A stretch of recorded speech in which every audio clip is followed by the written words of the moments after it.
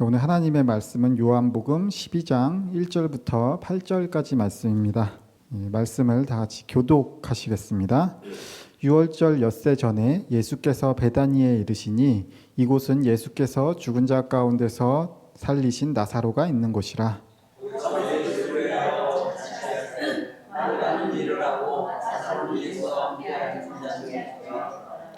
마리아는 지극히 비싼 향유 곧 순전한 나드 한 근을 가져다가 예수의 발에 붓고 자기 머리털로 그의 발을 닦으니 향유 냄새가 집에 가득하더라. 이 향유를 어찌하여 300데나리온에 팔아 가난한 자들에게 주지 아니하였느냐 하니, 이렇게 말하면 가난한 자를 생각함이 아니요 그는 도둑이라 물개를 맞고 거기 있는 것을 쫓아내라. 예수께서 이르시되 그를 가만두어 나의 장례할 날을 위하여 그것을 간직하게 하라. 가난한 자들은 항상 너희와 함께 있거니와 나는 항상 있지 아니하리라 하시니라. 아멘. 오늘 이야기는 여러분들이 잘 아시는 마리아가 예수님의 발에 향유를 부은 그런 에피소드입니다. 향유는 이제 향기가 나는 기름이라는 뜻이죠. 오늘 본문 1절을 보니까 유월절 엿새 전에, 유월절 엿새 전에 예수님이 베다니에 이르셨다. 그리고 그곳이 어디래요? 그 베다니는 나사로, 예수님이 죽음에서 살리신 그 나사로가 사는 동네였다. 그리고 그 나사로의 동생이 마르다와 마리아였다. 그렇게 되는 겁니다. 오늘 본문이 12장인데 11장에 보면 예수님이 죽은 나사로를 살리셨던 장면이 나옵니다. 특히나 요한복음을 읽으실 때 여러분들이 이제 한 가지 생각하시면 좋은 게 뭐냐면 요한복음은 시간의 순서에 따라 쓰여지지는 않았다는 겁니다. 사복음서는 다 각기 자기들의 특징이 있거든요. 요한복음은 시간의 순서에 따라 쓰여지지는 않았고 그러니까 앞에 쓰였다고 꼭 더 오래된 일이라는 법도 없고 뒤에 쓰였다고 꼭 나중 일이라는 법도 없습니다. 그럼 그 배치가 어떻게 돼 있냐면 어떠한 그 의도에 따라서, 그러니까 전달하고자 하는 메시지가 있어요. 그 순서에 따라서 메시지를 전달하기 위한 순서대로 에피소드들을 배치했습니다. 그러니까 왜 이런 순서로 배치가 됐을까를 생각하면서 요한복음을 읽으면 조금 더 이해가 잘 될 수가 있어요. 그래서 오늘 본문이 12장이잖아요. 그래서 11장에 그럼 무슨 이야기가 나왔는가? 11장에서 바로 예수님이 나사로를 살리신 에피소드가 나옵니다. 나사로가 병들어서 죽게 되었다는 소식을 예수님이 들으시고 베다니로 가세요. 그런데 베다니로 이제 가시려고 하니까 제자들이 예수님을 말립니다. 왜냐하면 그 당시에 유대인들이 예수님을 돌려치려고 하고 있었기 때문에 그곳에 가면 위험하다는 겁니다. 그러니까 가면 안 된다. 이렇게 말합니다. 그러면 예수님들이 유대인들이 왜 예수님을 이렇게 돌로 치려고 했냐? 한 장 더 뒤로 가보면 요한복음 10장에서 보면 예수님이 이제 수전절에 성전을 거니시고 계시는데 유대인들이 예수님에게로 몰려와서 물어봅니다. 당신이 그리스도가 맞습니까? 당신이 메시아, 우리가 기다리던 그 메시아가 맞습니까? 맞는지 틀린지 분명하게 대답을 좀 해주십시오. 이렇게 와서 물어봅니다. 예수님에게. 그랬더니 예수님이 뭐라고 대답하셨게요? 뭐라고 대답하셨을 것 같아요? 예수님이 이렇게 대답하십니다. 내가 하나님이다. 이렇게 대답하세요. 내가 하나님이야. 유대인들 입장에서는 엄청난 신성모독입니다. 신성모독은 돌로 맞아 죽게 돼 있습니다. 율법에 그렇게 되어 있어요. 그래가지고 유대인들이 진짜로 예수님을 돌로 쳐 죽이려고 해요. 그러니까 예수님이 요단강을 건너서 대피하십니다. 그런데 그 상황에서 이제 나사로가 병들었다는 소식을 듣고 다시 이제 넘어가려니까 제자들이 거기 갔다가는 돌 맞아 죽을 수도 있습니다, 예수님. 이렇게 말리는 거죠. 그래도 예수님이 가자 이렇게 말하세요. 그래도 가자. 그리고 그때 예수님의 제자 중 하나인 도마가 등장합니다. 도마, 여러분 도마가 무슨 사람이에요? 의심 많은 도마. 그런데 그때 도마가 뭐라고 했을까요? 이 순간에 예수님이 가자, 위험해도 가겠다라고 하시니까 도마가 이렇게 말해요. 그래, 예수님이 가서 죽는다면 나도 같이 죽겠다. 도마가 우리가 도마하면 의심 많은 사람 이렇게 생각하지만 생각보다 도마는 그런 사람이 아니에요. 굉장히 멋있고 열정이 있는 사람입니다. 도마가 그렇게 의심이 많은 그 에피소드가 나왔던 거는 그만큼 도마가 예수님이 생전에 십자가에 죽으시기 전에 열심과 열정으로 예수님을 따랐던 거예요. 예수님이 죽으시니까 그만큼 실망이 컸던 거죠. 도마가 뭐라고 하냐면 예수님이 가서 죽으면 나도 죽겠다. 같이 가자. 이렇게 말할 정도로 도마가 이제 멋있는 사람이었어요. 죽으러 가실 수 있겠습니까? 예. 그래서 11장에 그렇게 나사로의 집에 갔어요. 갔더니 나사로가 어떻게 돼 있어요? 이미 죽어 있죠. 예, 여러분들 잘 알고 있는데 이미 죽어 있습니다. 그리고 예수님은 그런 나사로를 다시 살리십니다.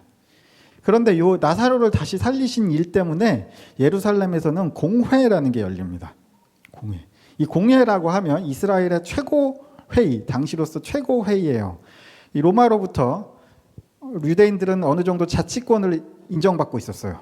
왜냐하면 유대인들은 너무 골치가 아픈 민족이에요. 왜? 로마의 법을 자기들은 안 따르겠대. 황제를 숭배하래도 황제를 숭배하지 않겠대. 하나님한테만 제사 지내겠대요. 그리고 율법을 지키지 않을 바에는 나는 죽겠다고 달려드는 사람들이에요. 그러니까 통치자 입장에서는 굉장히 골치가 아픈 사람들인 거예요. 그렇다고 다 잡아 죽일 수도 없잖아요. 그런 극단적인 일이 잘 발생하기 힘들죠.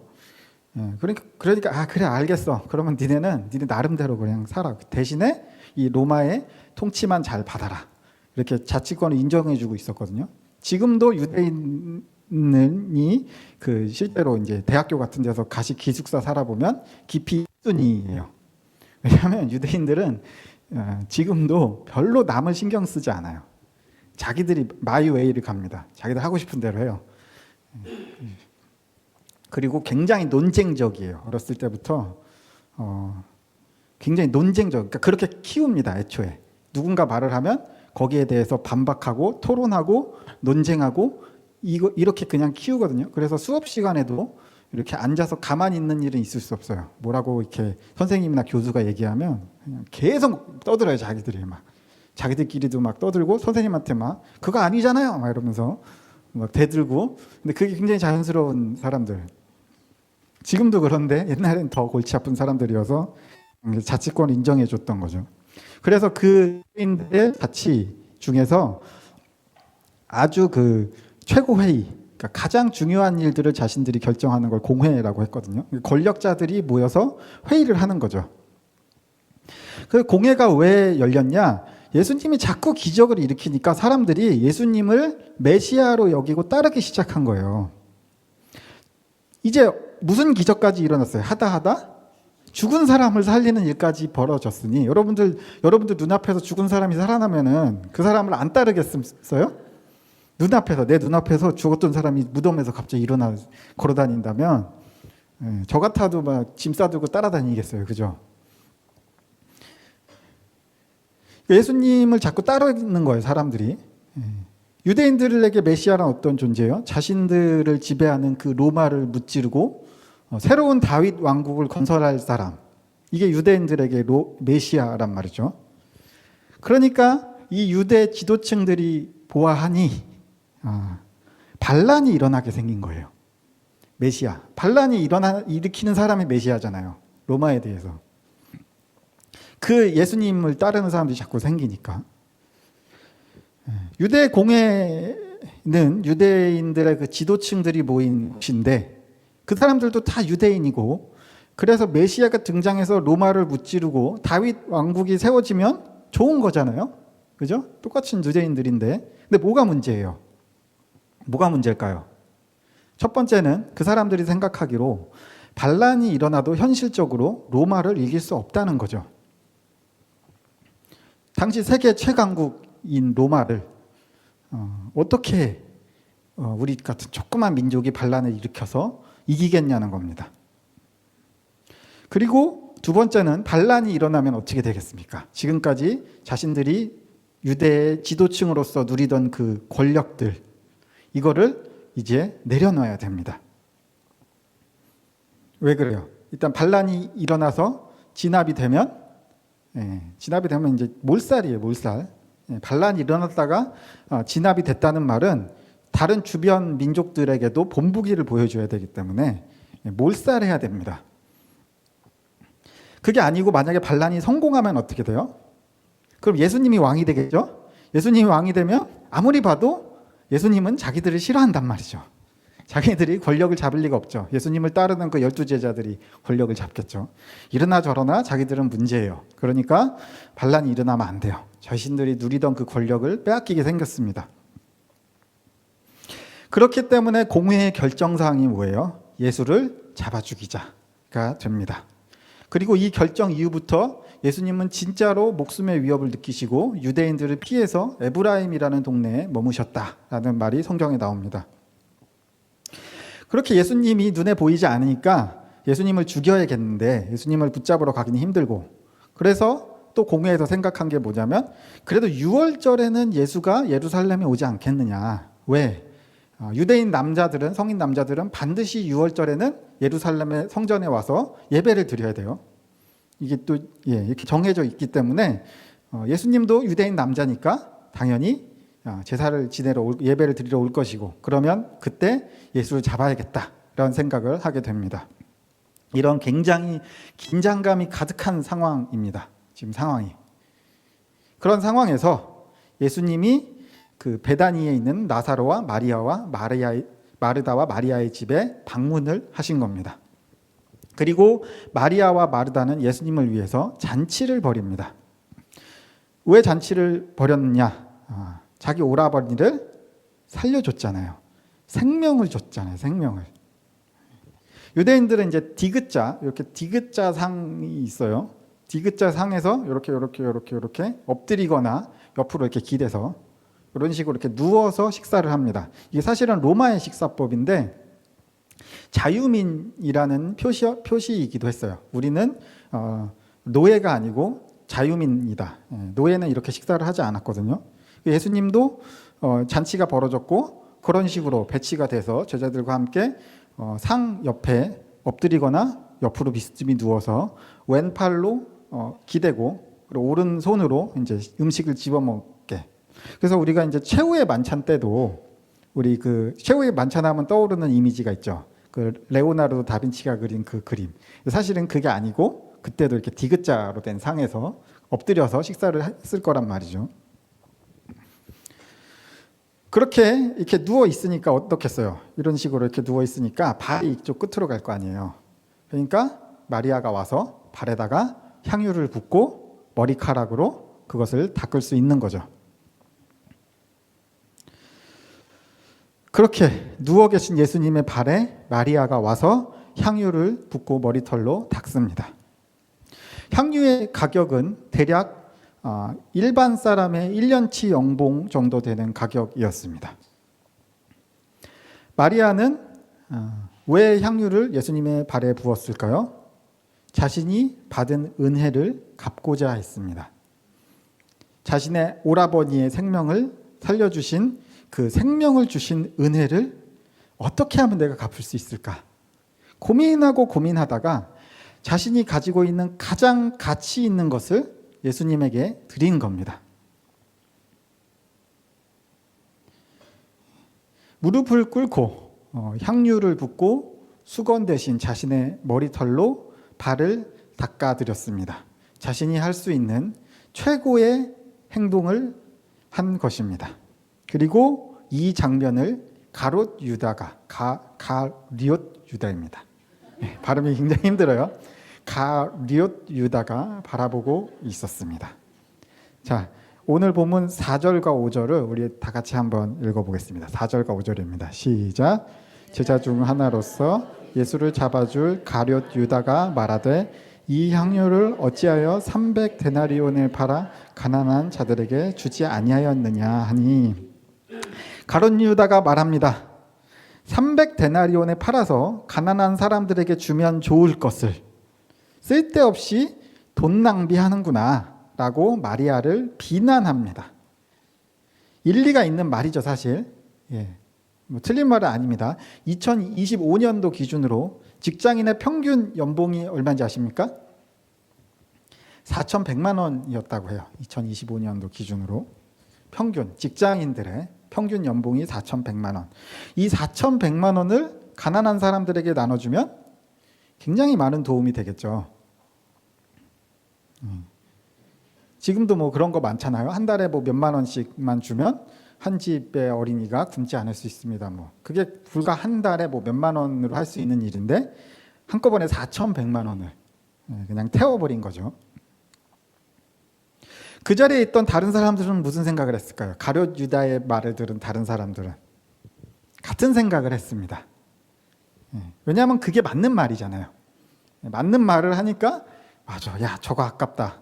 예수님이 어떻게 다니셨어요? 제자들하고 뭐 돈 벌고 다니셨습니까?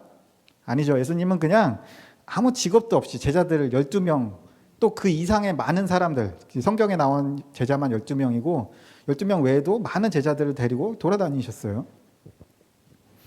그 사람들이 뭐 돈 벌면서 다녔어요? 아니죠. 그냥 이리저리 또 돌아다니는 거예요. 그러니까 지나가다가 막 이삭 배워 먹고 막 그러는 거죠. 근데 그 사람들에게 야, 저 4,100만 원이 우리한테 있었으면 당분간은 걱정 없이 살 수 있을 텐데, 예수님 따라다닐 수 있을 텐데, 그런 생각을 하죠. 그런 생각을 반드시 합니다. 야, 돈 아깝다. 저 돈이면 얼마나 가난한 사람을 도울 수 있는데, 또 우리가 얼마나 편안하게 걱정 없이 다닐 수 있는데, 이런 생각을 당연히 합니다. 그리고 이런 생각은 사실 지금도 세상이 교회를 향해서 늘 하는 생각입니다. 돈 아깝다. 저 돈 가난한 사람에게 나눠주면 차라리 더 좋을 텐데 왜 헌금을 하냐? 아프리카의 어린이가 10명은 먹고 살 수 있을 텐데 그 돈 차라리 고아원에 기부하면 좋을 텐데 못 사는 사람들이 얼마나 많은데 차라리 그 사람들 도와주지. 좋은 일 하지. 그렇게 돈이 남으면 왜 교회에다가 돈을 갖다 바치냐. 이게 사람들이 늘 하는 생각입니다. 교회 안 다니는 사람들은 교회 헌금하면 그 돈 다 목사가 가지는지 알아요. 제가 고등학교 때 친구가 하나 있었는데 아버지가 이제 구보교회 담임 목사라고 하니까 야, 니네 되게 부자다 그러는 거예요. 그래서 우리 집 우리 부자 아닌데? 그때 야, 우리 집이 뭐가 부자야? 니네 집은 아빠가 마트 사장님이잖아. 야, 그거에 비하면 우리 집은 뭐, 우리 집이 무슨 돈이 있어? 막 그랬더니 걔네 집은 큰 마트를 했거든요, 아빠가. 야, 그 교회 엄청 크잖아, 그거 다 니네 거잖아, 그런 거예요. 야, 교회가 무슨 우리 거야? 교회 우리 거 아니야. 우리 월급 받는 거야. 그랬죠. 아무튼 그렇게 생각한다는 겁니다. 세상 사람들은 그렇게 생각해요. 잘 모르니까. 교회 헌금 내면 그 돈으로 목사가 잘 먹고 잘 사는지 알아요. 물론 이제 극소수의 몇몇 목회자는 굉장히 잘 먹고 잘 삽니다. 그죠? 한 출석교인이 2, 3천 명 정도 되면 그때부터는 진짜 잘 살아요. 제가 봐도 야, 저 목사 진짜 잘 산다. 그런 생각이 들어요.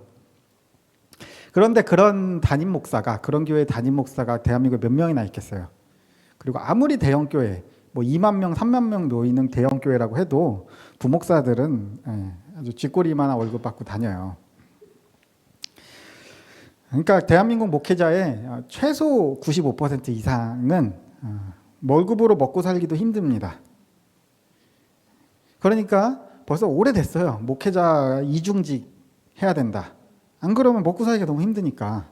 목회자는 목회자대로 하고 뭔가 따로 직업이 있어야지 어떻게 목회자가. 근데 우리 교단은 이중직 금지하고 있거든요. 목회자는 목회만 해야지 목회자가 어떻게 다른 일을 하냐.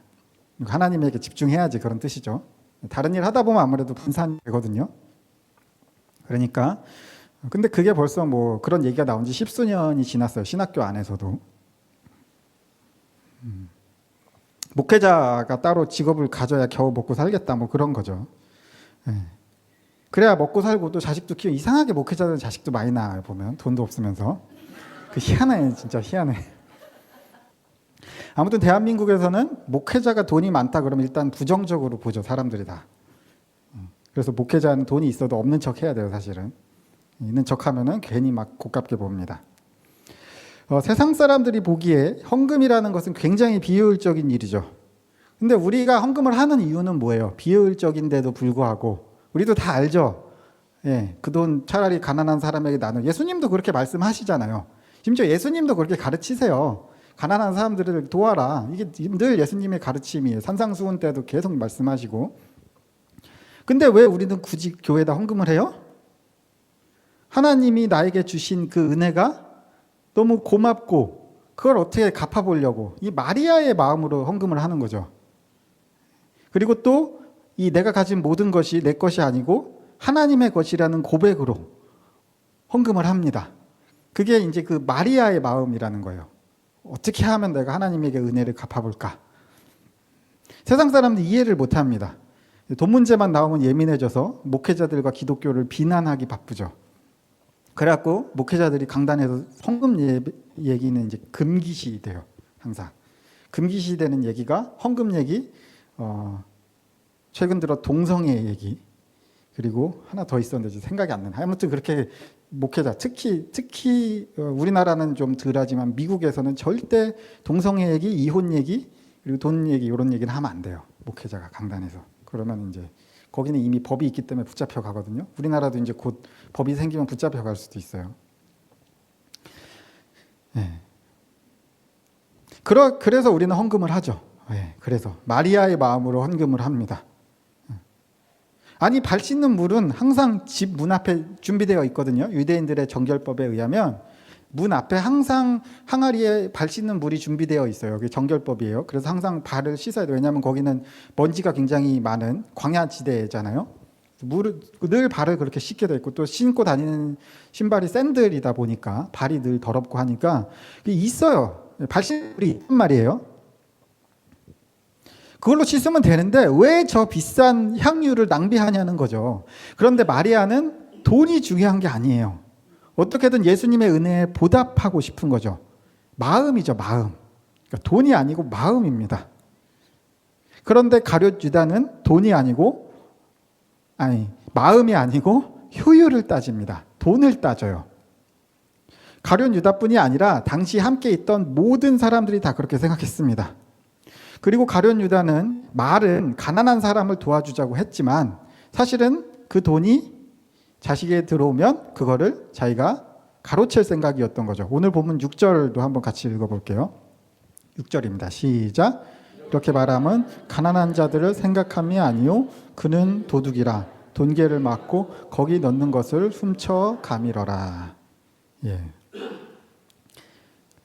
만약에 정말 순수하게 예수님의 가르침을 따라서 야, 저 돈 가난한 사람에게 나눠줬으면 좋겠다라고 생각했으면 좋았겠지만 그러면 좋았겠지만 비록 마리아의 마음은 알아주지 못했지만 이 마음은 알아주지 않고 효율만 짜지는 거죠. 예수님은 나사로에게 생명을 주셨습니다. 생명을 주셨어요. 그리고 마리아는 그것에 대해서 반응을 했습니다. 마음으로 반응했어요. 최선을 다해서 반응하고 보답했고 그 마음이 자신이 평생을 모으고 모아서 시집 갈 때 지참금으로 써야 될 지금 우리 돈으로 하면 4,100만 원, 5천만 원 정도 되는 돈이 한순간에 허공으로 사라졌습니다.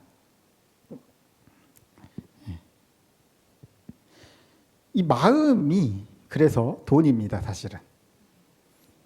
왜 그래요? 우리가 이제 누가 결혼한다 그러면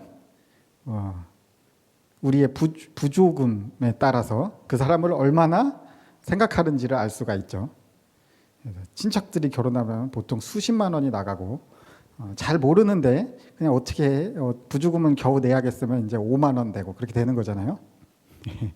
마리아는 정말 최선을 다해서 자신이 할 수 있는 최고의 것을 예수님에게 드렸습니다.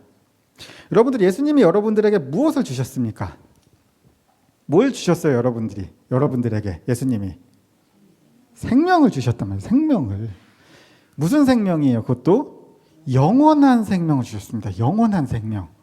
여러분들이 죽고 나서 영원히 살아갈 그 생명, 하나님과 함께, 예수님과 함께 천국에서 영원히 살아갈 그 생명을 주셨단 말이에요. 그것보다 더 좋은 게 있어요?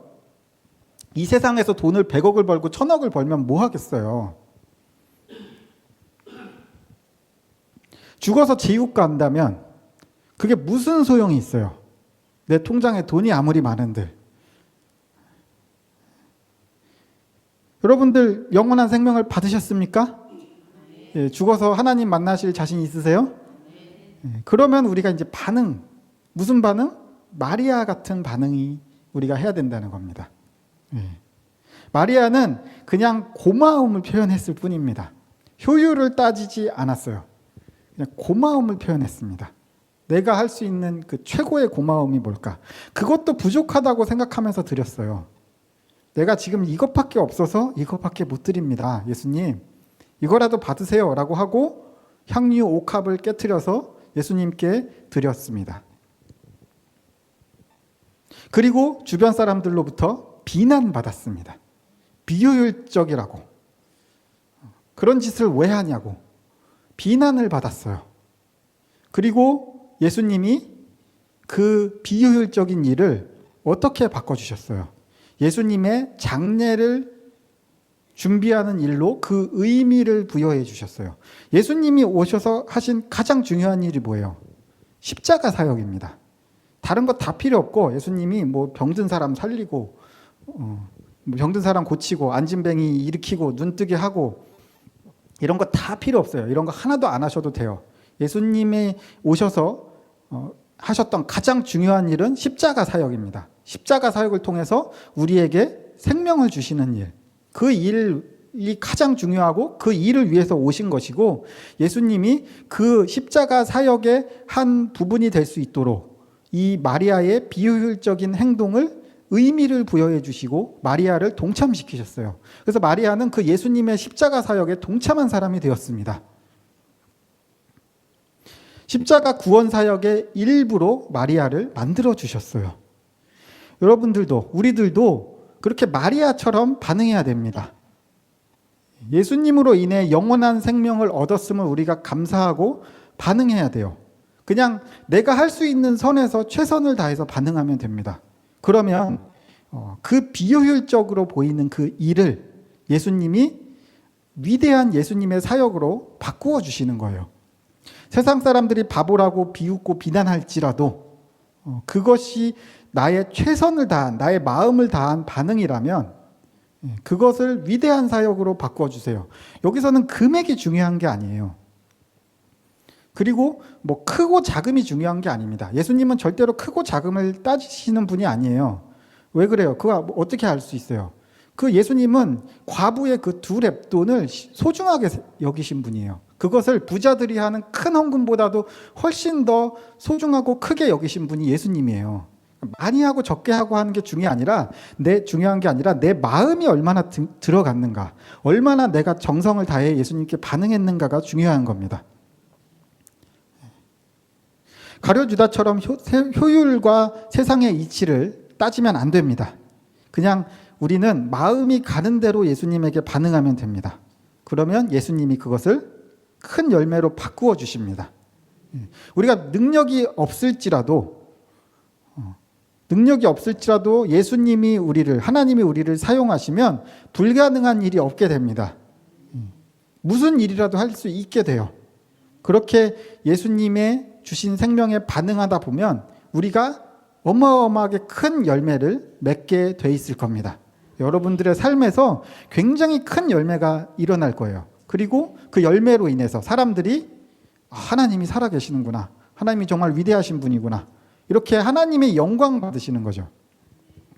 절대 나을 수 없다고 생각되어지는 병이 여러분들 삶에서 나아지는 것을 보면서, 절대 성공할 수 없다고 생각되는 부분에서 성공되는 여러분들의 삶을 보면서 사람들이 하나님께 영광을 돌리게 되는 일이 발생하게 되는 것입니다.